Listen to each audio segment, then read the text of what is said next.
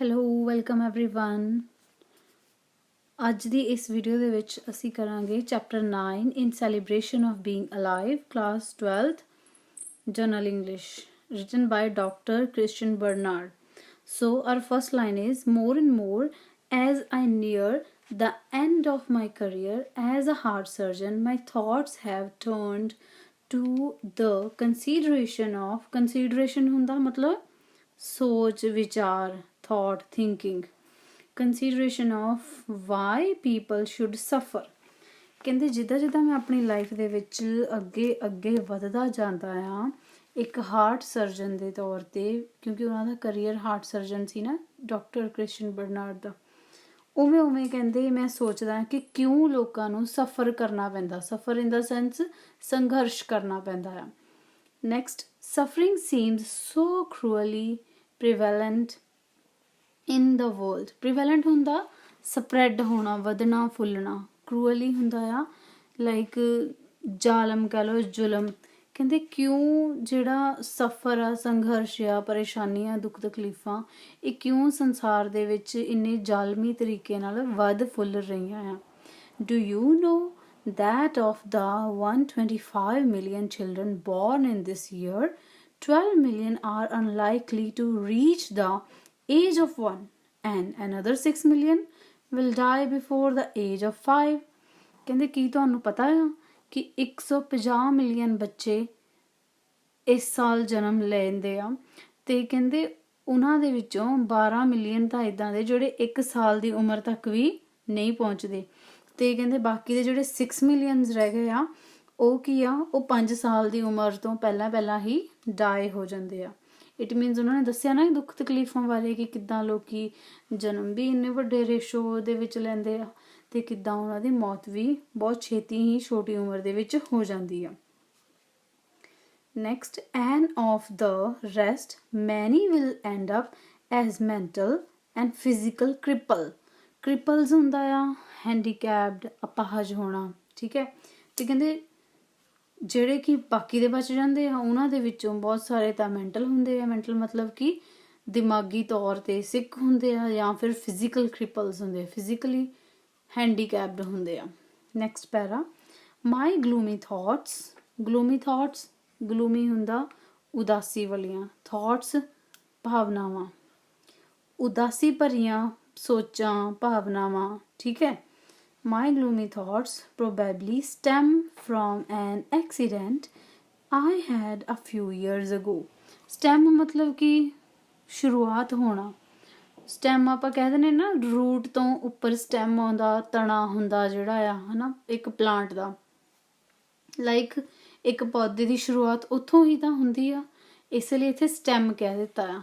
ਕਹਿੰਦੇ stem ਜਿਹੜਾ ਆ ਮਤਲਬ ਉਹਦੇ ਮਨ ਦੇ ਵਿੱਚ ਇਹ ਸਾਰੀਆਂ ਗਲੂਮੀ ਥਿੰਕਿੰਗਸ ਉਦੋਂ ਆਉਂਦੀਆਂ ਜਦੋਂ ਕੁਝ ਸਾਲ ਪਹਿਲਾਂ ਉਹਦੇ ਨਾਲ ਇੱਕ ਐਕਸੀਡੈਂਟ ਹੁੰਦਾ।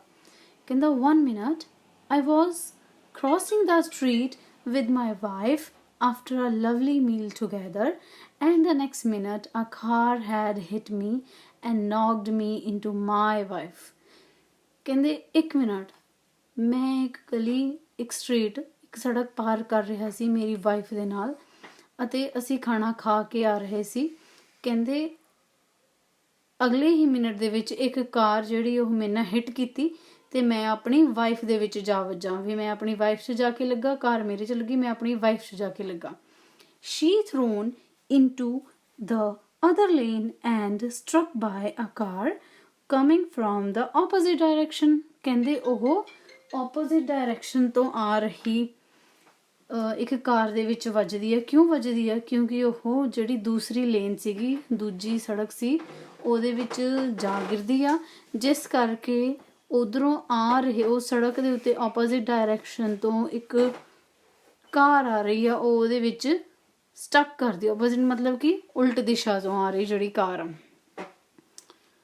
ਡਿਊਰਿੰਗ ਦਾ ਨੈਕਸਟ ਡੇਜ਼ ਅਗਲੇ ਦਿਨਾਂ ਦੇ ਵਿੱਚ in the hospital I experienced not only agony ਹੁੰਦਾ ਦੁੱਖ ਤਕਲੀਫ। ਕਿਹੜੀ ਦੁੱਖ ਤਕਲੀਫ? ਜਿਹੜੀ ਕਿ ਮੈਂਟਲ ਲੈਵਲ 'ਤੇ ਸਾਨੂੰ ਮਿਲਦੀ ਆ, ਜਿਹੜੀ ਸਾਡੇ ਦਿਮਾਗੀ ਤੌਰ 'ਤੇ ਸਾਨੂੰ ਤਕਲੀਫ ਮਿਲਦੀ ਆ, दैट इज़ कॉल्ड एगनी, ठीक है। I experienced not only agony and fear but also anger। ਕਹਿੰਦੇ ਉਸ ਸਮੇਂ ਦੇ ਉੱਤੇ ਮੈਂ ਕਿਹੜੀਆਂ ਚੀਜ਼ਾਂ ਨੂੰ ਐਕਸਪੀਰੀਅੰਸ ਕੀਤਾ ਕਿ ਕੀ ਮੈਂ ਮਹਿਸੂਸ ਕੀਤਾ। ਮੈਂ ਕਹਿੰਦੇ ਮਾਨਸਿਕ ਪੀੜਾ ਮਤਲਬ ਦਿਮਾਗੀ ਤੌਰ 'ਤੇ ਵੀ ਤਕਲੀਫ 'ਚ ਸੀ, ਮੈਂ ਡਰ ਦੇ ਵਿੱਚ ਵੀ ਸੀ ਅਤੇ ਮੈਨੂੰ ਬਹੁਤ ਗੁੱਸਾ ਵੀ ਸੀ। I could not understand why my wife and I had to suffer। ਕਹਿੰਦੇ ਮੈਂ ਸਮਝ ਨਹੀਂ ਪਾਇਆ ਕਿ ਕਿਉਂ ਮੇਰੀ ਪਤਨੀ ਤੇ ਮੈਨੂੰ ਸਫਰ ਕਰਨਾ ਪੈ ਰਿਹਾ ਇਸ ਚੀਜ਼ ਤੋਂ। I had 11 broken ribs। ਰਿਬਸ ਕੀ ਹੁੰਦਾ ਆ? ਰਿਬਸ ਹੁੰਦੀਆਂ ਜਿਹੜੀਆਂ ਆਪਣੀਆਂ ਪਸਲੀਆਂ ਜਿਹਨਾਂ ਨੂੰ ਕਹਿ ਦਿੰਦੇ ਆ। ਪਸਲੀਆਂ ਤਾਂ ਪਤਾ ਨਾ ਆਪਣੇ ਲੰਗਸ ਨੂੰ ਪ੍ਰੋਟੈਕਟ ਕਰਦੀਆਂ ਜਿਹੜੀਆਂ, ਉਹ ਕਹਿੰਦਾ ਮੇਰੀਆਂ 11 ਪਸਲੀਆਂ ਟੁੱਟ ਗਈਆਂ ਐਂਡ ਪਰਫੋਰੇਟਡ ਲੰਗ, ਤੇ ਲੰਗ ਦੇ ਵਿੱਚ ਕੀ ਹੋ ਜਾਂਦਾ ਆ? ਸ਼ੇਕ ਹੋ ਜਾਂਦਾ। ਪਰਫੋਰੇਟਡ ਮੀਨਸ ਸ਼ੇਕ ਹੋਣਾ, ਤੇ ਫੇਫੜੇ ਦੇ ਵਿੱਚ ਕੀ ਹੋ ਜਾਂਦਾ? ਸ਼ੇਕ ਹੁੰਦਾ। ਮਤਲਬ ਰਿਬ ਜਿਹੜੀ ਆ ਉਹ ਉਹਨਾਂ ਦੇ ਫੇਫੜੇ 'ਚ ਜਾ ਕੇ ਵੱਜਦੀ ਆ ਜਦੋਂ ਟੁੱਟਦੀ ਆ, ਤੇ ਫਿਰ ਫੇਫੜਾ ਜਿਹੜਾ ਉਹਦੇ ਵਿੱਚ ਕੀ ਹੋ ਜਾਂਦਾ ਆ? ਹੋਲ ਹੋ ਜਾਂਦਾ, ਸ਼ੇਕ ਹੋ ਜਾਂਦਾ। My wife had a badly fractured shoulder. ਕਹਿੰਦੇ ਮੇਰੀ ਵਾਈਫ ਦਾ ਸ਼ੋਲਡਰ ਬਹੁਤ ਬੁਰੀ ਤਰ੍ਹਾਂ ਨਾਲ ਫ੍ਰੈਕਚਰ ਹੋ ਜਾਂਦਾ, ਟੁੱਟ ਜਾਂਦਾ। Over and over I asked myself, over and over ਬਾਰ ਮੈਂ ਆਪਣੇ ਆਪ ਨਾਲ ਗੱਲ ਕਰਦਾ, ਆਪਣੇ ਆਪ ਨੂੰ ਪੁੱਛਦਾ ਹਾਂ, why should this happen to us? ਇਹ ਸਾਡੇ ਨਾਲ ਕਿਉਂ ਹੋਇਆ?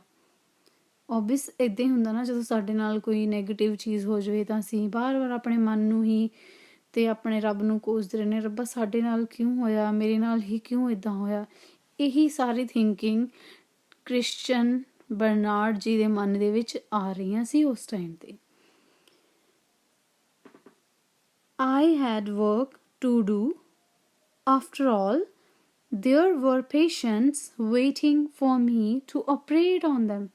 ਕਹਿੰਦੇ ਮੇਰੇ ਤੋਂ ਬਹੁਤ ਸਾਰਾ ਕੰਮ ਪਿਆ ਆ, ਬਹੁਤ ਸਾਰੇ ਮੇਰੇ ਪੇਸ਼ੈਂਟਸ ਮੈਨੂੰ ਉਡੀਕਦੇ ਆ ਤਾਂ ਜੋ ਕਿ ਮੈਂ ਉਹਨਾਂ ਦਾ ਆਪਰੇਟ ਕਰਾਂ। My wife had a young baby who needed her care. ਅਤੇ ਮੇਰੀ ਵਾਈਫ ਕੋਲ ਇੱਕ ਛੋਟਾ ਜਿਹਾ ਬੇਬੀ ਆ ਜਿਹਨੂੰ ਉਹਦੀ ਮਾਂ ਦੀ ਸਖਤ ਲੋੜ ਆ। My father had still been alive means ਕਿ ਜੇਕਰ ਉਹ ਹੱਲੇ ਤੱਕ ਜਿਉਂਦੇ ਹੁੰਦੇ ਤਾਂ। ਕੌਣ? my father means his father। ਉਹਨਾਂ ਦੇ ਫਾਦਰ ਜੇ ਹੱਲੇ ਤੱਕ ਜਿਉਂਦੇ ਹੁੰਦੇ ਤਾਂ would have said, ਤਾਂ ਉਹ ਕੀ ਕਹਿੰਦੇ ਇਸ ਗੱਲ ਤੇ? my son, it's God's will। ਇਹ ਤਾਂ ਮਤਲਬ ਰੱਬ ਦਾ ਦਿੱਤਾ ਆ, ਜੋ ਵੀ ਰੱਬ ਕਰਦਾ ਆ ਉਹਦਾ ਹੀ ਦਿੱਤਾ ਆ, ਉਹਦਾ ਕੀਤਾ ਹੋਇਆ ਇਹ ਸਾਰਾ ਕੁਛ। That's the way God tests you, ਕਿ ਰੱਬ ਤੈਨੂੰ ਕੀ ਕਰ ਰਿਹਾ ਆ? ਤੇਰਾ ਟੈਸਟ ਕਰ ਰਿਹਾ, ਤੈਨੂੰ ਜੱਜ ਕਰ ਰਿਹਾ। ਸਫਰਿੰਗ ਐਨੋਬਲਸ। ਐਨੋਬਲਸ ਕੀ ਹੁੰਦਾ? ਐਨੋਬਲ ਹੁੰਦਾ ਨੋਬਲ ਬਣਾਉਣਾ। ਐਨ ਜਦੋਂ ਲੱਗ ਜਾਵੇ ਨਾ ਕਿਸੇ ਦੇ ਅੱਗੇ, ਜਿੱਦਾਂ ਐਨਏਬਲ ਮਤਲਬ ਕਿ ਕਿਸੇ ਨੂੰ ਯੋਗ ਬਣਾਉਣਾ, ਉੱਦਾਂ ਹੀ ਐਨੋਬਲਸ। ਨੋਬਲ ਕੀ ਹੁੰਦਾ ਆ?